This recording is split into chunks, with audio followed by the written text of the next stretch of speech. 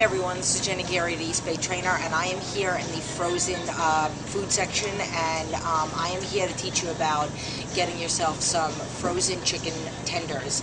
A lot of the time when people hear chicken tenders, they think the breaded ones, like chicken fingers, and that's not what I'm talking about. So I always recommend the chicken tenders as opposed to the chicken breast. There's a couple reasons. I'm sure you've probably seen my video where I cook for the week, and I choose the chicken tenders as opposed to the chicken breast, and I'm going to show you the difference. When you buy, and I buy them frozen for a couple reasons. So number one, when you buy something frozen and you cook it, you don't have to thaw it out, and you cook it in the oven. You throw the oven on, you put your chicken tenders on there, or your chicken breast, whatever. I'll explain why my preference is tenders. But basically, the water from it being frozen will almost like steam it, and what it does is it keeps it nice and juicy so it's not dry. And then the reason why I recommend the tenders as opposed where they're called chicken tenderloins as opposed to the chicken breasts is most of the time when you buy chicken breasts, some of the pieces are tremendous and some are small. With the chicken tenders, they're pretty much all the same size. But another thing you notice with the chicken breast is one side is really very thin and one side is very thick. So if you're going to cook it, whether it's frozen or you do thaw it out, if you're going to cook it, you're going to have one side that's going to take a little bit longer to cook and then one side that's going to cook early.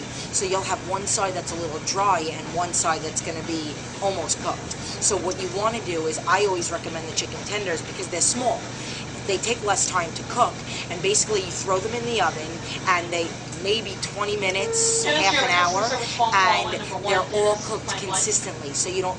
So when they're done, they're done. They're slightly. If you want to stop them, or maybe stop them 5 minutes after they're slightly pink, then they'll be perfectly cooked through and through, and not have one dry side, or one cooked side, one overcooked side, one undercooked side. So I'm going to show you the two different bags. They are currently out of chicken tenders in the other brand that I'm going to show you. Probably because I bought them all, but it doesn't really matter. One of them happens to be on sale, $8.99 for a bag, and that $8.99 can last you for the entire week. I cook 1.5 bags for the whole week for my snacks and my dinner. I even have some for my son because he likes them. But I'll show you the two differences between them. You can't really see through the bag, but I hope that this helps. Okay. So you got your Foster Farms, and Foster Farms does come in chicken tenders, but they just so happen, and this bag right here is $9.99, and you'll see you got one thin side and one thick side. You can kind of see through the bag.